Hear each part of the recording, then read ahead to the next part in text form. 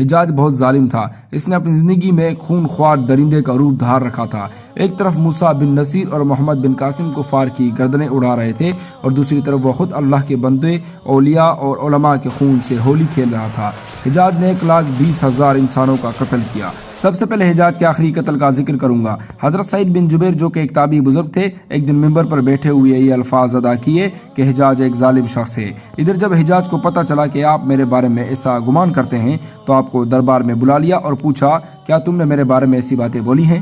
تو آپ نے فرمایا، ہاں بالکل، تو ایک ظالم شخص ہے۔ یہ سن کر حجاج کا رنگ غصے سے سرخ ہو گیا اور آپ کے قتل کے احکامات جاری کر دیے۔ جب آپ کو قتل کے لیے دربار سے باہر لے کر جانے لگے تو آپ مسکرا دیے۔ حجاج کو ناگوار گزرا، اس نے پوچھا، کیوں مسکراتے ہو؟ تو آپ نے جواب دیا، تیری بیوقوفی پر اور جو اللہ تجھے ڈھیل دے رہا ہے اس پر مسکراتا ہوں۔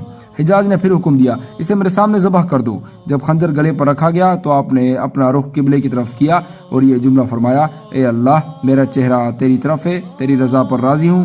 یہ حجاج نہ موت کا مالک ہے نہ زندگی کا۔ جب حجاج نے یہ سنا تو بولا، اس کا رخ قبلے کی طرف سے پھیر دو۔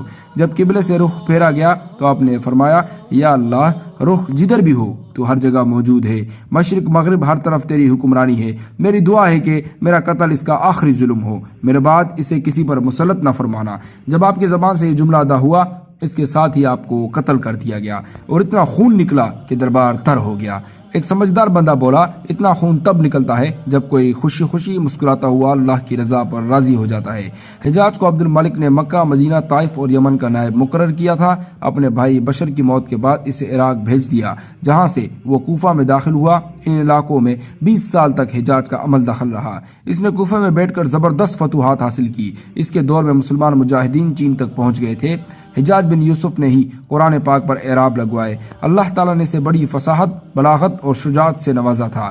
حجاج حافظ قرآن تھا، شراب نوشی اور بدکاری سے بچتا تھا۔ وہ جہاد کا دہنی اور فتوحات کا حریص تھا، مگر اس کی تمام اچھائیوں پر اس کی ایک برائی نے پردہ ڈال دیا تھا۔ وہ برائی کیا تھی؟ وہ برائی ظلم تھی۔ حجاج بہت ظالم تھا، اس نے اپنی زندگی میں خون خوار درندے کا روپ دھار رکھا تھا۔ ایک طرف موسیٰ بن نصیر اور محمد بن قاسم کفار کی گردنیں اڑا رہے تھے اور دوسری طرف وہ خود اللہ کے بندے، اولیاء اور علماء کے خون سے ہولی کھیل رہا تھا۔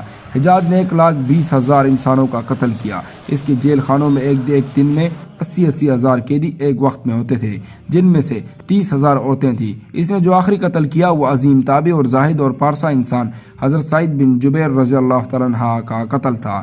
انہیں قتل کرنے کے بعد حجاج پر وحشت سوار ہو گئی تھی، وہ نفسیاتی مریض بن گیا تھا۔ حجاج جب بھی سوتا، حضرت سعید بن جبیر اس کے خواب میں آ کر اس کا دامن پکڑ کر کہتے، اے دشمن خدا، تو نے مجھے کیوں قتل کیا؟ میں نے تیرا کیا بگاڑا تھا؟ جواب میں حجاج کہتا، مجھے اور سعید کو کیا ہو گیا ہے؟ اور اس کے ساتھ حجاج کو وہ بیماری لگ گئی جسے زمہریری کہا جاتا ہے۔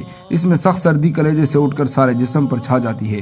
وہ کامتا تھا، آگ سے بھری انگیٹیاں اس کے پاس لائی جاتی تھی اور اس قدر قریب رکھ دی جاتی تھی کہ اس کی کھال جل جاتی تھی، مگر اسے احساس نہیں ہوتا تھا۔ حکیموں کو دکھانے پر انہوں نے بتایا کہ پیٹ میں سرطان ہے۔ ایک طبیب نے گوشت کا ٹکڑا لیا اور اسے دھاگے کے ساتھ باندھ کر حجاج کے حلق پہ اتار دیا۔ تھوڑی دیر بعد دھاگے کو کھینچا تو اس گوشت کے ٹکڑے کے ساتھ بہت عجیب و غریب نسل کے کیڑے چمٹے ہوئے تھے اور اتنی بدبو تھی کہ پورے 1 مربع میل کے فاصلے پر پھیل گئی۔ درباری اٹھ کر بھاگ گئے، حکیم بھی بھاگنے لگا۔ حجاج بولا، تو کدھر جاتا ہے؟ علاج تو کر۔ حکیم بولا، تیری بیماری زمینی نہیں آسمانی ہے، اللہ سے پناہ مانگ حجاج، اللہ سے پناہ مانگ۔ جب مادی تدبیروں سے مایوس ہو گیا تو اس نے حضرت حسن بصری رحمۃ اللہ علیہ کو بلوایا اور حجاج نے اس سے دعا کی درخواست کی۔